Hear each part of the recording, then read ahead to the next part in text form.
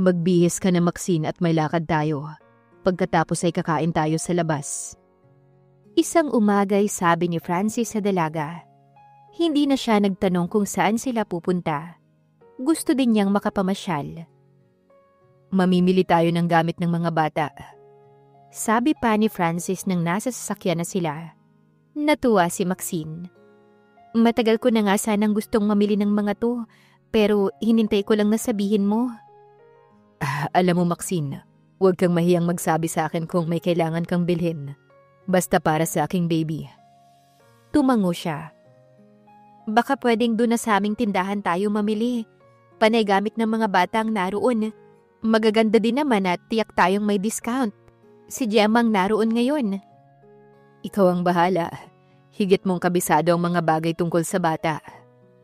Nagtungo nga sila sa Children's Department Store na pag-aari ni Gemma at gayon na nga lamang ang tuwa ng kaibigan ni Maxine.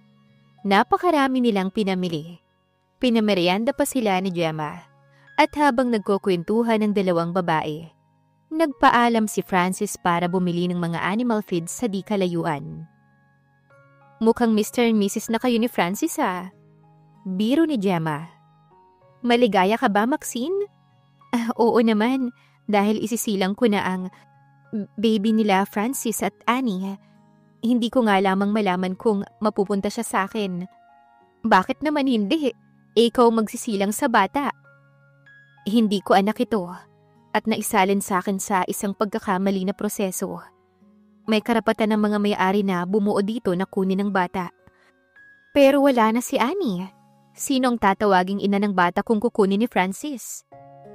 Ewan ko, Gemma. Pero sa ngayon ay ayoko nang umasa. Ayoko nang mag-isip. Hahayaan ko na lamang na tadhana ang magtakda ng susunod na mga pangyayari. Napailing si Gemma. Tila naging bahagi pa ako sa karagdagan ng mga problema mo, Maxine. Dahil ako ang nagdala sa'yo sa Jade Clinic na yun. Huwag mong sisihin ang sarili mo, Gemma. Tinulungan mo lamang ako. Sino ba namang mag-aakala na mangyayari ang ganito?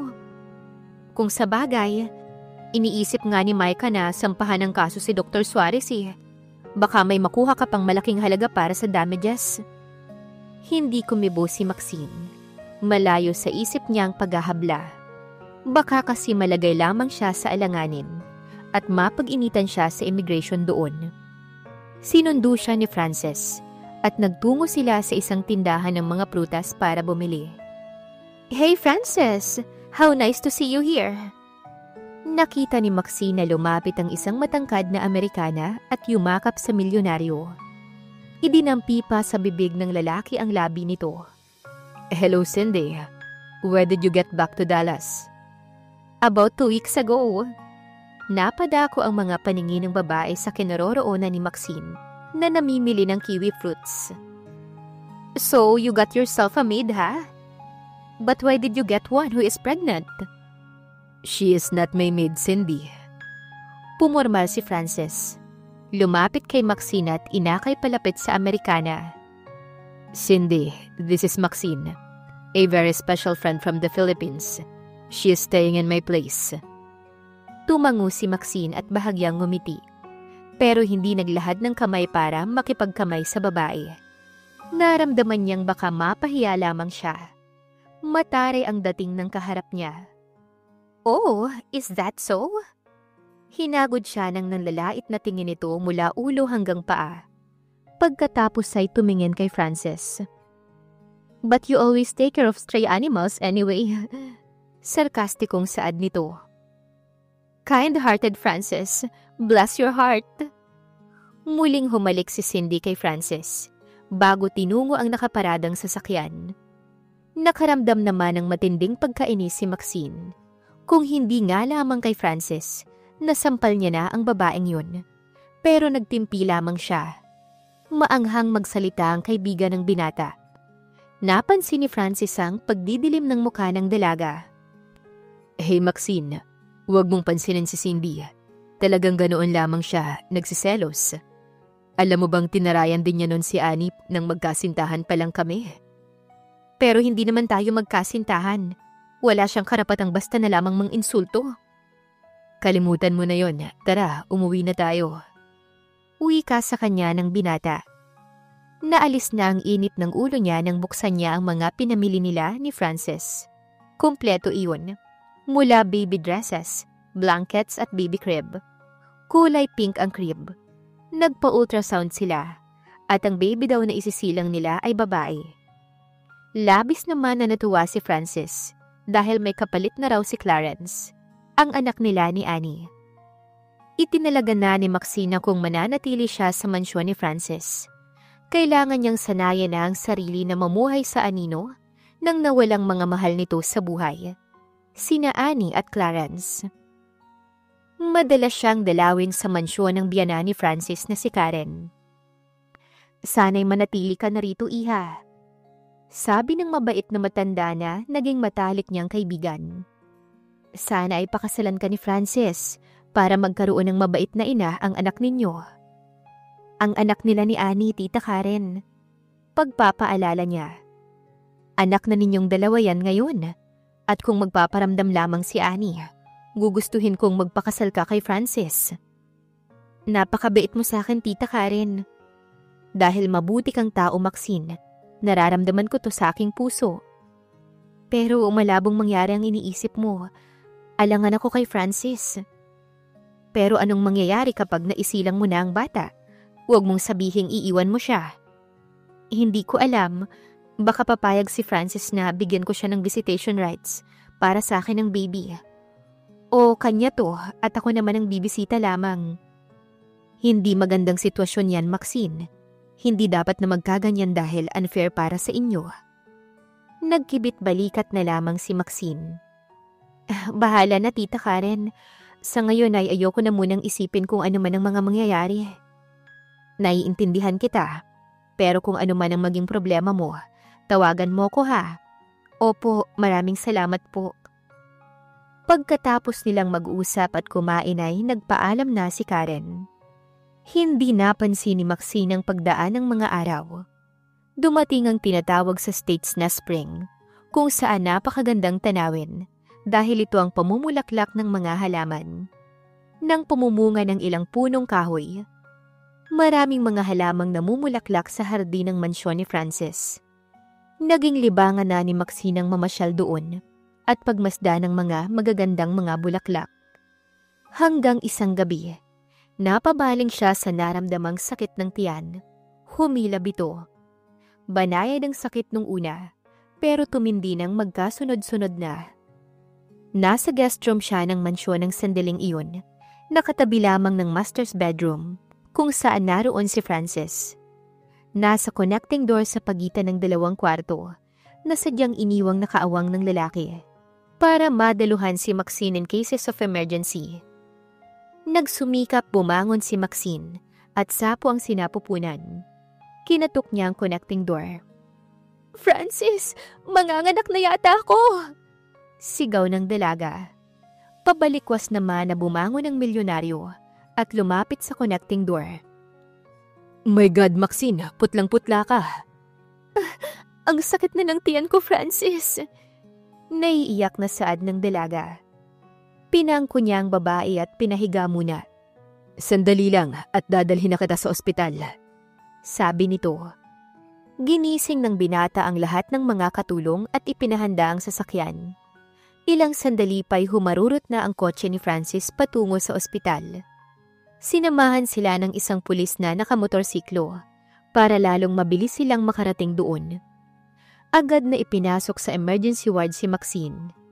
Naiwan naman sa waiting room si Francis na tila alalang-alala. Ganoon din ang kabang naramdaman niya ng kasalukuyang nanganganak si Annie kay Clarence. Natagalan sa delivery room ang pasyente dahil tila napakalaki ng sanggol. Pero gusto ni Maxine na ipanganak ito nang hindi cesarean kung maaari. Isang napakalusog na babae ang isinilang ni Maxine at labis siyang nahirapang manganak. Nang magising si Maxine ay ang una niyang nakita ay ang mga long-stemmed red roses sa isang mesa malapit sa kanyang kama. Mabango ang mga ito at totoong napakagaganda. Para tuloy bigla siyang nagbalik sa kanyang teenage years. Napahinga siya ng malalim at kinapa ang kanyang sinapupunan. Wala nang malaking umbok doon. Wala na ang sanggol na ilang buwan din niyang inalagaan. Napangiti siya dahil alam niyang nanganak na siya. Lumapit sa kanya ang nurse na pumasok sa ward. "Good morning, Mrs. Crawford." Bati nito. "How do you feel?" "I feel fine but aching all over." "That's always the case after childbirth." Ngumiti ang nurse. "How's the baby?" "She's fine and very healthy. You will soon see her. Right now, she is in the nursery." Kinunan siya ng blood pressure at may ipinainom sa kanyang gamot at vitamins.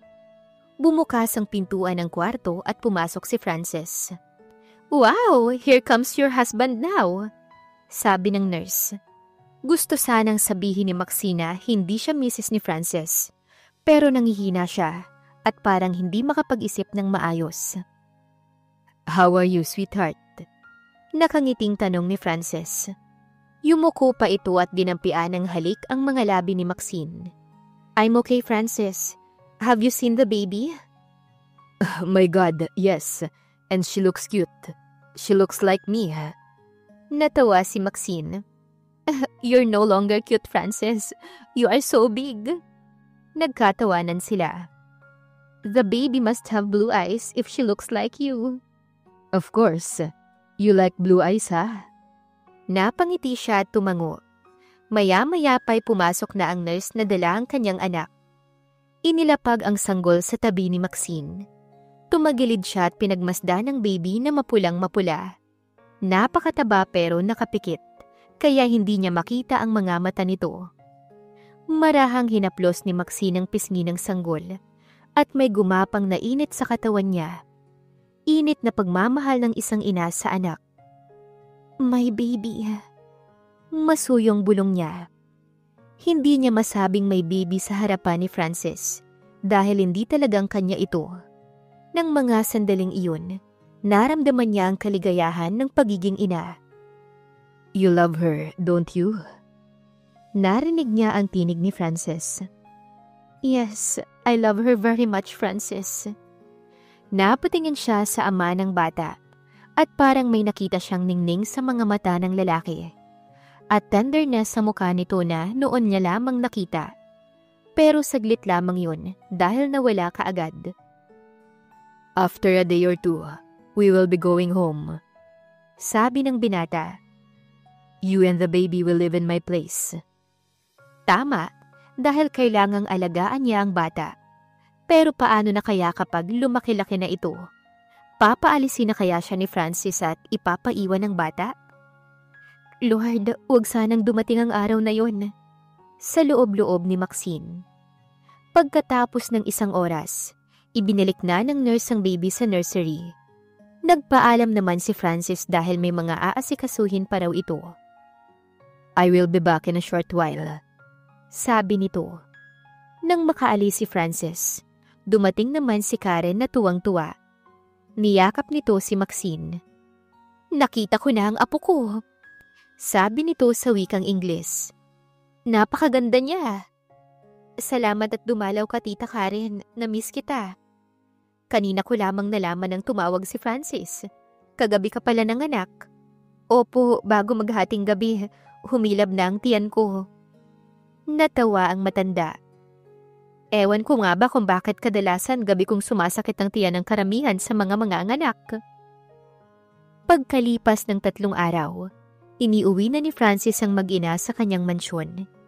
Ibinigay ng milyonaryo ang sanggol sa sumalubong na housekeeper dahil pinangko niya si Maxine papasok sa mansyon. Nauna na ang housekeeper sa loob ng bahay, kaya hindi na nito nakita pa ni Maxine nang iupo siya ng binata sa sofa sa living room. "Nasaan na ang baby?" tanong niya. "Nasa nursery. Halika, dadalhin kita dun." "Nursery?" Walang nabanggit si Frances sa kanya tungkol sa isang nursery. At wala din siyang nakitang ganito sa mansyon. "Isang sorpresa sa inyong dalawa ni baby." "Huwag mo na nga akong buhatin dahil kaya ko namang maglakad, Frances." "Hindi na, baka mabinat ka. Maya-maya darating na ang wheelchair na pinabili ko." "Wheelchair? Pero hindi naman ako baldado." "Kailangan mo munang gamitin to habang nagpapalakas ka para hindi ka mabinat." O bakit tila takang-taka ka? Kasi sa amin, sa Pilipinas, hindi gumagamit ng wheelchair ang bagong panganak. Well, extra care lamang naman ang sa akin. Dahil ayaw kong magkaroon ka ng kahit na anumang komplikasyon. Kahit paano'y nakaramdam ng kasiyahan si Maxine. Tila may malasakit naman sa kanyang biological father ng sanggol. Susunod na lamang siya sa kagustuhan ng lalaki. Wow! Ang ganda ng nursery, Francis! Naibulalas ni Maxine nang makapasok sila sa loob ng silid. Nasa gitna nito ang malaking crib na binili nila. Ang mga dingding ng nursery ay may mga estante at eskaparate na kung saan puno ng magagandang mga laruan, stuffed toys at children's books. Ang iba ay bago, ang iba'y halatang napaglaruan na. Alam ni Maxine ang iba sa mga naroon ay gamit ng nawala na anak ng milyonaryo. Napakaganda nito at may extra bed pa para sa akin, sabi niya. Para sa magiging yaya ni Neri yan. Sinong Neri? Iyan ang pangalan ng bata, Maxine. Iyan ang gusto ni Anino na maging pangalan ng susunod naming anak. Napalunok si Maxine. Pati pala sa pangalan ng bata ay wala siyang karapatang mag-suggest. Nakapagdesisyon na si Frances. Magandang pangalan ng Neri. Nasabi na lamang niya. Pero ang gusto niya sanang ipangalan sa bata ay Sabrina. Mabuti naman at nagustuhan mo. Hindi ka na kailangang kumuha ng yaya. Kaya kong alagaan ang bata. Alam ko, ikaw naman talaga ang in charge pero kailangan may kahalili ka kapag magpapahinga ka. Ayokong masyado kang mapagod at mahirapan, Maxine. Ikaw ang bahala, pero sana dito ko matutulog sa nursery. Gusto kong makasama ang baby sa buong magdamag. Napakamot ng ulo si Francis na parang nainis. Later, kapag malakas ka na, masyado ka palang madrama. Sarkastikong sabi nito. Hindi na lamang siya kumibo dahil biglang sumakit ang ulo ng dalaga. Naramdaman niya na magiging tau-tauhan siya sa bahay na yun at hindi magiging kanya totally ang isinilang na sanggol. Ngayon pa lamang ay pinapahalata na ni Frances na ito ang may-ari ng isinilang na baby ni Maxine. Nasusolo lang ni Maxine ang bata kapag wala sa mansyon si Frances. Kinukuha niya ito mula sa yaya at siyang nag-aalaga. Naikinatuwa naman ang yaya dahil nakakapagpahinga ito at nakakapamasyal pa. Makakaya bang ibigin ni Francis si Maxine kung ang nasa puso pa rin niya ay ang nawalang asawa? Abangan sa susunod na kabanata. Please like, share, subscribe for more updates. Maraming salamat po.